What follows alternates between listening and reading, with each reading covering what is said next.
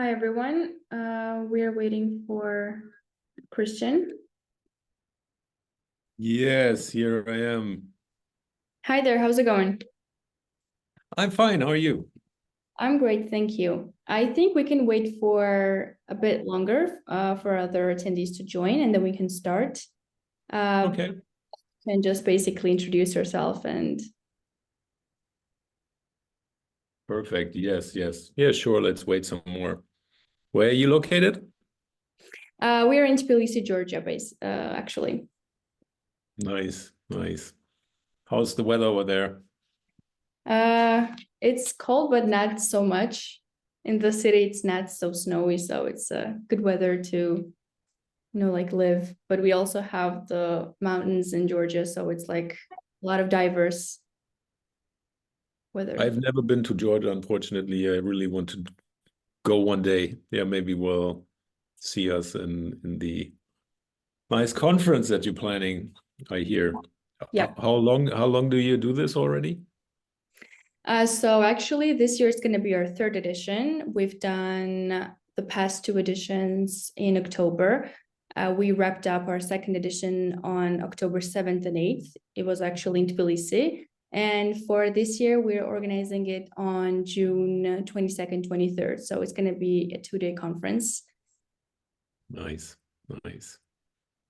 Yeah, really looking forward. Maybe I can join someday. Would be cool. Of course, yeah, we're happy to have you at the conference. So yeah, I think we can start the presentation, and I'm sure the other attendees will join afterwards. So you can share your screen, and after the session, we can do a Q&A as well to get a bit of interaction. Perfect. Yeah, let's do that. You see my screen? Yes, yes. Perfect.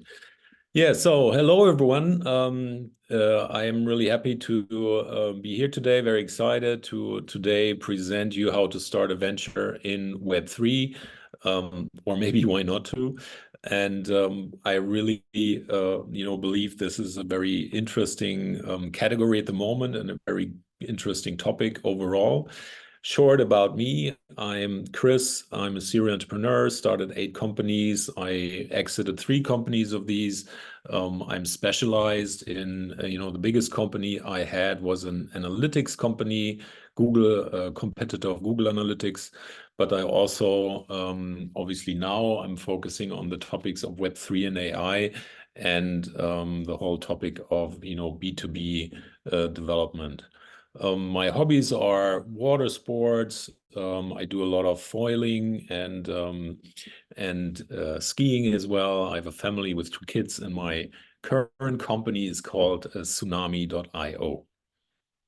So today I want to talk about how to start a venture in Web3, and maybe in the beginning it's also important that I want to focus on how to start a venture in general, because these some of the general ideas definitely also apply to the topic of Web3 or the category of Web3. And today I want to start talking about the low-SADA ratio. I think that's a very interesting concept. I don't know if any one of you knows the low-SADA ratio. That is has been a very interesting study by Marcia Losada and Ms. Fredrickson.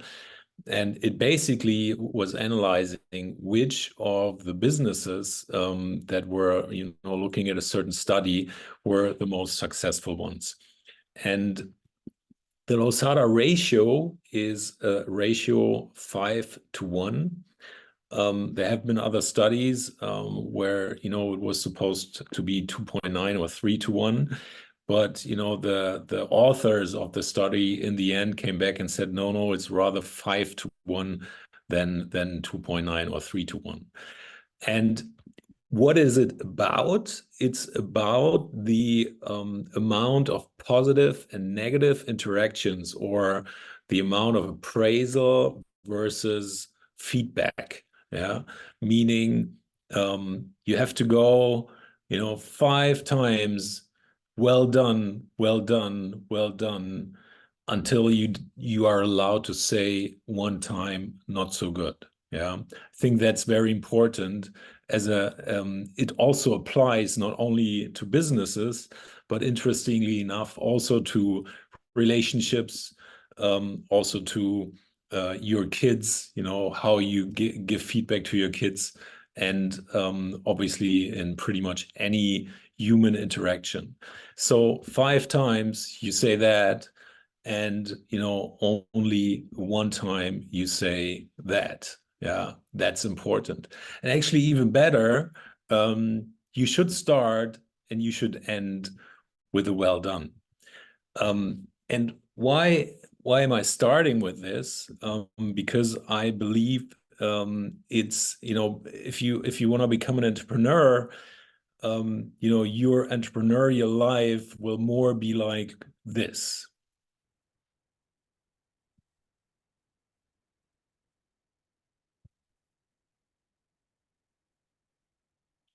So you will have, 6 times you will hear this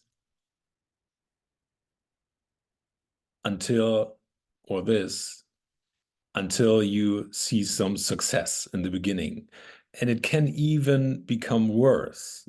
So the success rate of cold calling, the 6 to 1 applies from my own experience, and there's also been some nice studies about it, applies to the overall events, starting a new project in your company, or the success rate of like new stuff that you bring up to the table.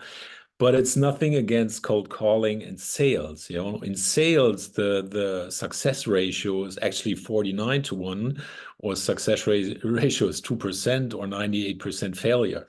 So, if you now go like that, then you are probably, or you give up, then you are probably not right here. You need to keep going, and it's probably sounds a little bit like this. It doesn't really matter in what area you're focusing on, even in Web3, until you land here or here. It takes a lot of time and effort, and that's just what I wanted to, from an 25 years entrepreneur. I just wanted to send this message that whenever you start something, don't give up. Whenever you give up, it's too late. So now, going to the topic of how to start with your Web3 venture. First question is already where to start. Do you start with a team or an idea? I would like to make a survey today, but that's probably difficult right now.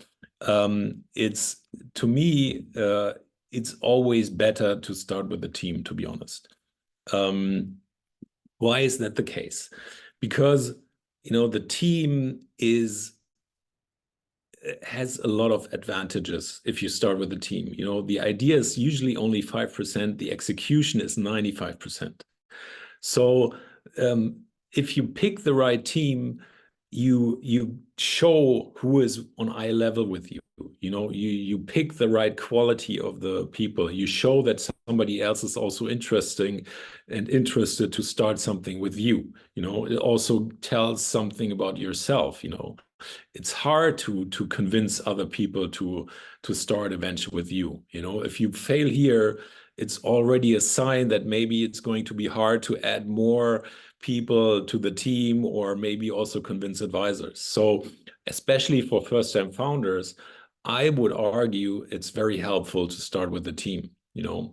Then it's also good to have an equal share split, meaning that who owns actually the project, and how many people own it, and what's the share of each of these people owning the project. I think that's also important. And it's also important that you come to a conclusion altogether, that you agree on an idea which all of you like, and it's not only one person that likes the idea, but a lot of people like the idea. So my recommendation, if you're a first-time founder, start with a team.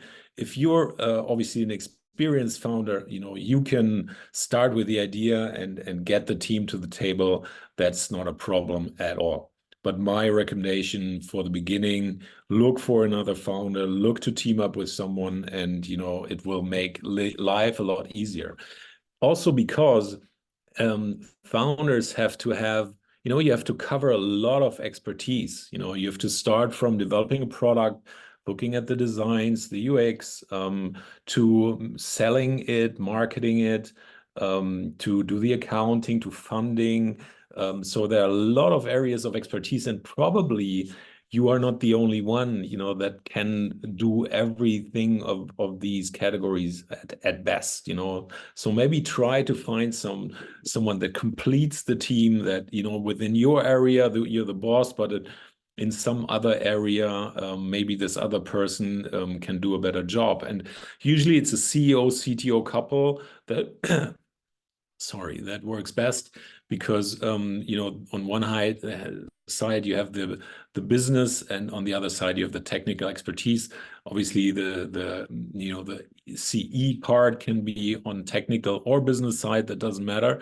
But I think it's always helpful to have the business and the technical side covered in a founder team. So now we're looking at the categories AI and Web3. And we as Tsunami, we're focusing on both of these. So we believe that these are the two technologies which are really, really, have gained momentum in the past months and years.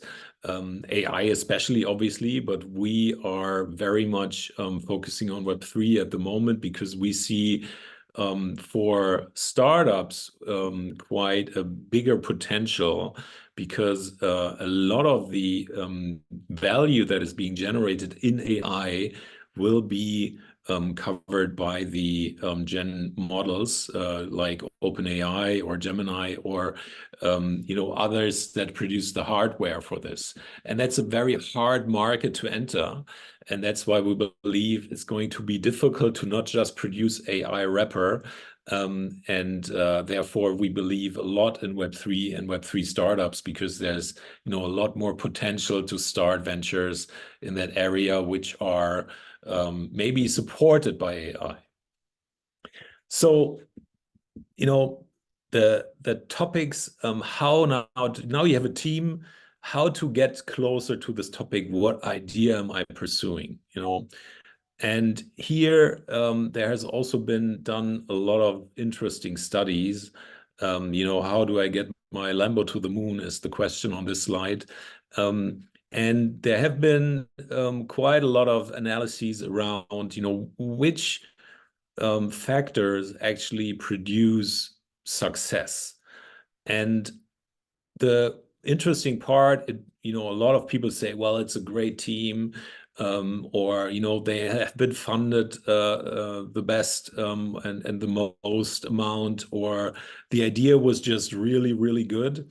And the interesting piece was, at least in these studies, and also I think David Pink wrote a book, When, about the topic, when is a good timing, that timing was always unbelievably important, and actually the biggest factor for success versus failure.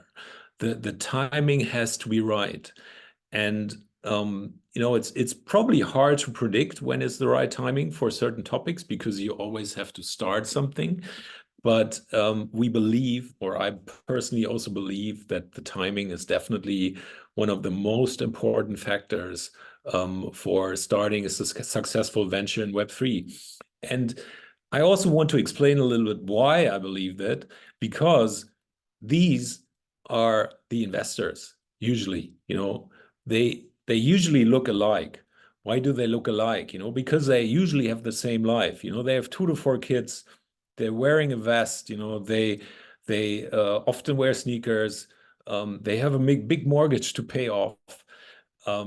They are often broke on a private basis, because they have to invest 1.5% of every fund that they're issuing themselves. Meaning, if you want to invest from 100 million fund, you have to invest 1.5 million yourself. And they often get luncheon bags and drive to Teslas in their family. So that is their life.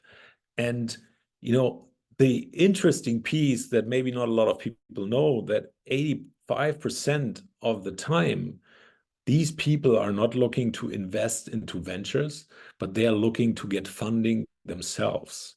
Yeah. And that's maybe the interesting piece. They are really most of the time looking for funding like any other entrepreneur is doing also. And when you know that, and you also know that if they say no, they are right 99% of the time, then you might better understand their behavior, because, they 85% of the time they're looking for funding, they're getting, but 85% of the emails or 90% of the emails they receive is from people who want to get funded. So here's also kind of a mismatch. And, they're often also herd animals, and they want to jump on the train motion. It's always the easiest. If the train is already moving, you want to jump on it and be part of it. You didn't want to fund Facebook in the first second. You wanted to fund it once it was already growing rapidly. Yeah. And if you realize that, I think it's a lot easier to understand a little bit where this mentality and also these markets come from. Yeah. So they look like that because their LPs look like that. There's somebody in their back that always tells them, well, give me. And, as they are herd animals, one good, as we talk about timing, one really good strategy is to predict the next hype. So you should ask yourself, what do you think in 1 or 2 years from now is going to be really, really the next hype? Because this is going to be where the money is flowing in. Yeah, these are the ventures where everybody's investing. And if you look at Gartner 2 years ago, it's interesting that they already predicted sort of the downturn of NFTs. They said Web3 in general is at a high. I always like to look at these cycles a little after they were published. So we see now 2.5 years later, we're already back here. Like Bitcoin price is already at all-time high. So this was on one side predicted rightly. But on the other side, it's already going up a lot faster. So the question here is, which of the hypes can we maybe predict? Because if you look at the past, the hypes that's not in the Web3 market, but the general hype of scooters, I think very, very interesting, has seen investment in a lot of companies with more than $1 billion valuation. Now most of them are either bankrupt or merging. The delivery services also been a great hype 2, 3, 4 years ago. I mean, there has also been quite success, we have to say. DoorDash was definitely a good choice from SoftBank in Japan, but a lot of these ventures now failed or merging again. All these Amazon resellers that also have seen quite a substantial market cap increase and inflow, also are struggling in the last 2 years. And, if you look at the Web3 market, NFTs had obviously 2 years ago an unbelievable hype in the middle of a downturn, now gaining back traction, we have to say, but not to the extent that we've seen before. ICO 2017, it was actually, it didn't even matter what kind of business you were doing as long as you were issuing a token. Dogecoin and meme coins in general, are still interesting. The metaverse was a big hype. Imagine, 1, 2, 3 years ago, how many metaverses were funded. Do you hear? I mean, Facebook even renamed its name. Imagine, because of the hype of the metaverse. We hear a lot about this? Yeah, well, I mean, Apple just launched their glasses, and I mean, there is definitely potential, but was it the right timing for them? It was too early, we have to say. Today these metaverses don't play a big role at the moment. So they will maybe in a couple of years from now, but the technology is not far enough. And another hype we've seen, play to earn. Yeah.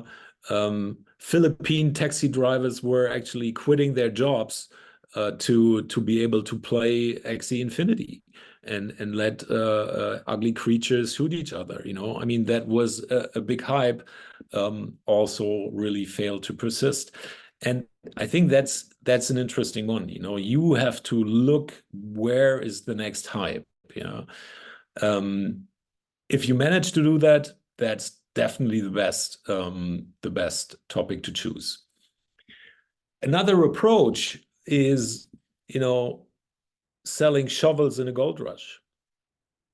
That's always I started my company, WebTrack, with this strategy, because we said analytics, probably everybody needs it, and as the internet grows, and apply this to Web3 and say, well, what are the topics in Web3 that are sort of mainstream, and where we all believe in, and what does it mean that, loyalty or supply chain topics will move to the blockchain? We know that it will take some time. But, for example, you could say, well, the issue of supply chain topics on the blockchain is that there is a missing connection of the real life to the blockchain. There's a container moving from A to B, but how does it connect to the blockchain? And you could say, well, there need to be technologies that automatically, do put the moving container in some sort of area on chain, for example. Yeah, that might be one of these examples, but I believe there are loads more to this, and you just have to, if you want to follow this strategy, you just have to look at, and identify the best mainstream approach. Another approach, which I think, if you follow what we've just seen, is also this approach of defining a very specific go-to-market and where this could end up. Meaning you have a very, very specific market where you enter, a specific geolocation, you're selling a specific currency to specific people, or you start some exchange or some DeFi lending protocol for a single currency, and then you end up at some point where you say, well, we've done this for the first currency, now we can do that for all Ethereum, now we put a bridge and to do it for all others, and maybe do it for Bitcoin network as well, and then we end up in conquering the world. And I think that is definitely interesting for investors if you can describe how your idea actually can be applied to bigger markets over time. What I'm often, unfortunately, missing in these models is that the specific idea is not sort of described properly. Your specific go-to-market is very important. Often, you only have this, we're conquering the world with the best loyalty product that we can offer, but your go-to-market is missing. So I think you need both sides of the coin to describe your idea, the specific go-to-market, the very small niche that you're starting with and that you're showing, like Amazon first sold books. They didn't sell helicopters or cars or groceries. They sold books because it was a niche where everybody could start understanding the business, and it was the best product that you could sell online. It didn't you couldn't eat it, that didn't have like a maturity date or anything. It was a book, and if you had it somewhere, then you could sell it. Therefore, I believe it's very important for you to find your niche, where to enter the market. Most important topic. If you look at Web3 right now, I think Vitalik and a lot of other people really thought we could easily and quickly change the world. And, if you look at what they've sort of published recently, it was more about, let's become cypherpunk again. Let's try to change the world. What is happening at the moment is that 2.5 trillion of value are being stored in these assets here, in these ecosystems. And if you look at the blockchain technology itself, it can start building a software layer around the world. So there's a lot of potential to use the technology to drive innovation in any pretty much in any software business. What we started with was we said, well, Uber replaced the cab company, and the blockchain is going to replace Uber at some point in time. But did we end up here? I have to say, in these days, I feel it's still more a gold rush. Everybody wants to be in it, and then gain value through owning the right tokens, or lending and borrowing, like services around the value that is stored here are what we see is going through the roof. Bridges, lending protocols, staking, restaking. How can I increase my TVL on different layers and levels? So that is what we're seeing here. To me, it's a little bit unfortunate, because it's like very much focusing on greed. I want to earn and make more money, and I think most of these people that are in this space already made a lot of money. So maybe now is the time to get a little more truthful. So my problem and my wish for the market is, if we see left downstairs, we see a lot of fake news, and right upstairs as we see where the ideal market should be. This is compared to PR and news media. Where's the status quo? I think we see a lot of bullshit, unfortunately. Still, people are obviously more truthful, but the question is where we're heading from here. Can we add more interesting concepts which are not only about TVL and the money that you can make with it? Maybe there is more to the blockchain than we see today. And this also boils down to the question, are you a true crypto degen? I think at the moment, you have to probably be a degen. What does it mean? It's a degenerated creature. It's somebody who is investing in all these currencies, gets scammed, and runs a little bit around like, this person does not care what others think about him, which is great, and we love these people. But the question is, where do you put yourself? Do you put yourself in this space, or do you think you're like a more honorable or a sincere person and you don't fit in here? Then you might be in the wrong space. I think we are all a little proud that we're different than others. I hope that we as a Web3 community also accept that other people are just different. I think difference is also always important.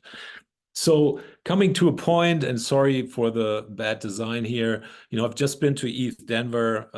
I summarized some of the interesting suggestions that were made on panels and in discussions about interesting ideas to pursue in Web3. So, it always starts with data. Making and providing data is always interesting. DeFi, had its hype. Maybe at some point a true bridge really comes about. Normal once was interesting. I heard a lot more composability of what is there already. Smart wallets, big topic. I think the wallets that we see these days are still often not providing enough shelter from scammers, often are usability wise not perfect. The identity that you need to obviously also manage with a wallet is not manageable often. You can there will be a lot more smarter wallets in the future with zero knowledge technology, for example, included. I see a lot of interesting developments here. Liquid staking is a really big topic in DeFi, meaning that you can generate interest and APY with the value that you have locked in certain protocols.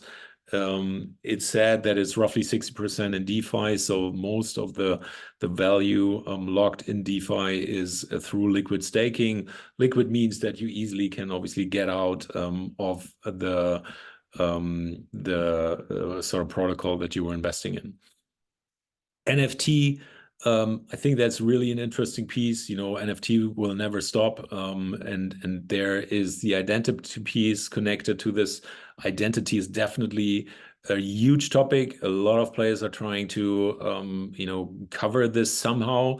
Maybe it will be covered by some sort of wallet. Maybe there will be another entity that, is closer. Maybe it's social media. Maybe we don't know exactly.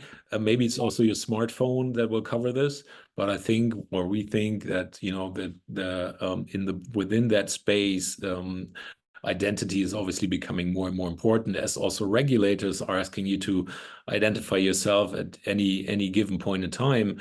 And I think we as an industry need to come up with solutions that protect our privacy enough, but at the same time also reveal enough for the other side that, for example, accessing certain content with age limitations or whatever. I think there are opportunities and possibilities to cover this by Web3 identities. Seeing yourself in generative art was an interesting one. People saying, okay, we're producing art together, and maybe you can also put your identity in there. Smart wallets we had. Institutional demand is really increasing. So if you look at the shovels approach, what will institutions need? I think at the moment there's still a lot of need because there's no knowledge in a lot of institutions how to handle the blockchain. For example, how does an institution handle their blockchain account? If you're a boss of a big bank, who actually does this? Are you yourself in the end, part of a multi-sig wallet or not? So there are a lot of questions. Bitcoin is, in my opinion, a really big topic. I think there will be pretty similar, not a similar ecosystem, but there will develop an ecosystem like in Ethereum. I mean, the Bitcoin community is huge. We all know that. Why not connect more L2s to the Bitcoin community? Because a lot of people prefer the Bitcoin proof of work algorithm to the Ethereum staking and to the Ethereum ecosystem. So proof of work, proof of stake is definitely a different approach. And I know a lot of people who say that proof of work is just a lot more secure. We see some new generation of Bitcoin bridges. Governance is a big topic in this. So that's just a couple of ideas where you could start, and that's what I've seen at ETH Denver. Two more wishes from my side. Please, please, please, let's include a better UX in all of what we're doing. I think it's really, really hard, but we are here to democratize software in the world. So ideally, your mom and your dad and your grandparents should be able to use it, and I think we're not there yet. So we need to increase the usability of what we're doing. And maybe one thing from my side, I've started a lot of digital ventures in the past, and being here in Europe, I think we focus always a lot on tech. I see that the Americans focus a lot on sales, and you can, let's see, or you can judge yourself who's more successful. The only thing that I want to say is we need to focus more on sales. We build great topics, maybe two great projects, a little too complex. Let's focus more on sales. And it's also a call to unite Web 2 and Web 3. I think we really, really need to combine Web 2 and Web 3. It's, at the moment, it feels like a lot of the Web3 native people sort of ask everybody from Web2 to jump over that really big fence and to dig into the rabbit hole and understand Web3. I don't think it will work that way long term. I think we have to unite Web2 and Web3 and unite the good usability we see in the products we see in Web2, and connect them with Web3. That's very, very important. one topic from my side, if you start a venture, I suggest to tokenize your cap table early. Why? It's easier to install a fair remuneration system for co-founders. You can tokenize early and pay with these tokens for your co-founders and other contributors. You can also include the best advisors in the world. Save some of your own money because you can pay with your tokens and use your token as a currency. It should obviously not be tradable price yet, the tokens that you're issuing, and it gives you a good path for tokenization later on. If you are interested, join the Tsunami VentureTon March 11 to April 2nd. That's it from my side. And yeah, thanks a lot. And happy to hear some feedback and some questions. Yeah, thanks so much, Chris. That was really interesting. And I would like to ask the attendees, like, if you guys have any questions, you can write them in the chat. We will read them and then answer to our best abilities. All right. Yeah, we can you see the question, Chris? We have one. Yes. Can I send you a pitch deck for assessment? Yeah, sure. Please send me pitch decks, no problem. What we usually do is we with Tsunami, we organize cohorts. The next one start at March 11th. So we invite everyone to join the cohort. It's a 10-day hackathon with some preparation and afterwards as well, where we also pay out almost 20,000 in prizes, in prize money bounties. So if there are questions or any feedback from your side, let me know. But if you have a team, if you want to join a VentureTon, please let me know. Yeah. So second question, what particular trends am I seeing rise this year that are creating opportunities? Yeah, that's the million-dollar question. So what is the next hype, are you asking probably?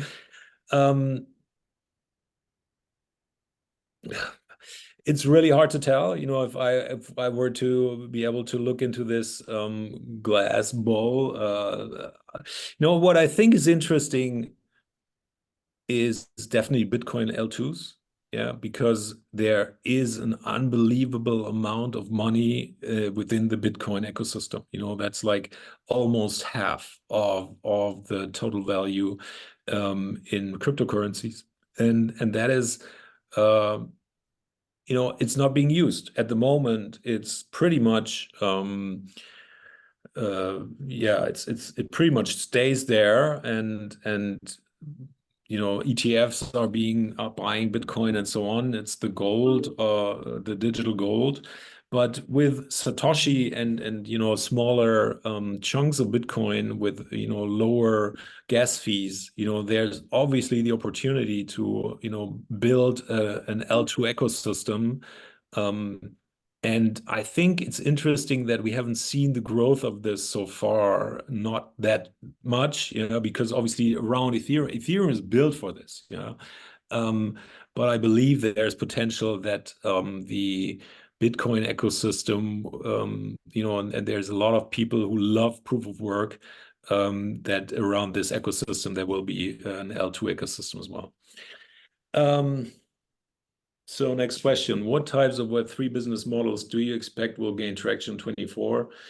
Yeah, that pretty much same question. So are there other types? I hope so, to be honest. I really, really hope so. I can imagine so many things to be started. Imagine we could build a global constitution, for example. Why isn't that coming from the humans? Why do we always believe that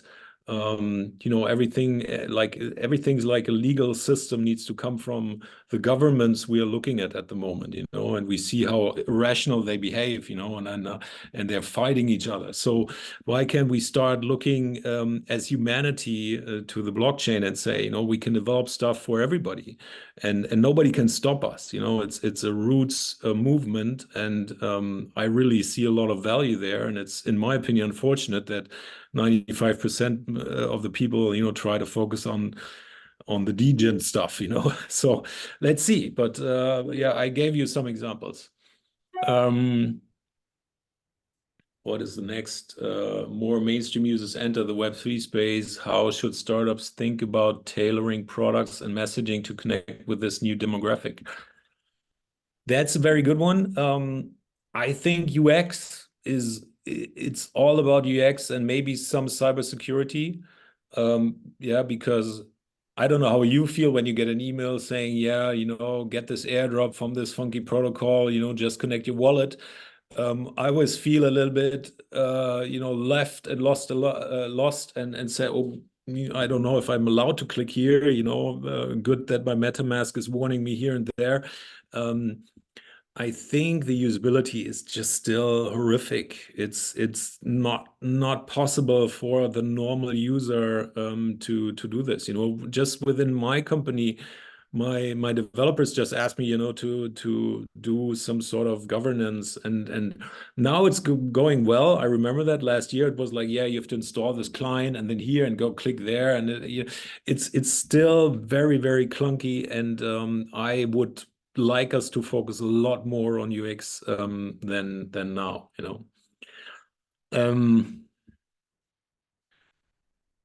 More mainstream users, and then we had that. Hi guys, my name is Olga. I'm working. That's Olga. Yeah, I know her. Yeah, More we have questions Andy's question. for entrepreneurs considering launching a new Web3 venture. What are the top 1-2 pieces of advice? Yeah, well, that I try to summarize in the last 30 minutes. I'd say the 1-2 pieces are, get a great team, try to connect with people on your eye level, and based on this, find an interesting idea, find the next hype, and with that hype, then look for the shovel that supports this hype. That could be an approach, but it could also be build the L2 Bitcoin blockchain, which will, I guess, definitely be a success, because there aren't that many if you look at compared to the Ethereum, Ethereum ecosystem. So maybe there's a bridge from an L2, a Bitcoin L2 to the Ethereum L2. I don't know. There is still a lot to produce. Are there any potential social implications for adapting Web3 into startups? Yeah, hopefully positive ones, the social implications. With our startup, for example, with Tsunami, we want to enable everybody in the world to live the American dream, to become an entrepreneur, to become a builder, to start a venture from wherever you are in the world. If you're in Georgia or in the Philippines or in France or in Germany, it doesn't matter. I started Tsunami when it was during COVID, and I was forced to stay at home. It was my 8th company, and it was the first time that I felt alone at home, and it was to me a really new experience, and I thought, like, probably there's millions in the world that feel like that they do not live in San Francisco, London, or Berlin, all these super light tower hotspots. And they still want to develop something, and I was like, why isn't there a platform for this, and that's what we wanted to start. So I hope there will be social implications that also give more economic alignment across borders. That should be ideal, something that the blockchain should be able to provide, independent of stupid regulations that nobody needs. In the end, on Tsunami today, you can start a venture with somebody from Germany, France, or the US or Canada, and you can be a real co-founder, and we guarantee this with our tokens. And to me, this is already a social implication, which hopefully is quite positive. We have a lot of people from India as well, from Africa, from all over the world, and ideally, we collaborate. We speak the same language. It's most of us speak English these days, especially when starting venture. and we just need some sort of system that we all can collaborate better.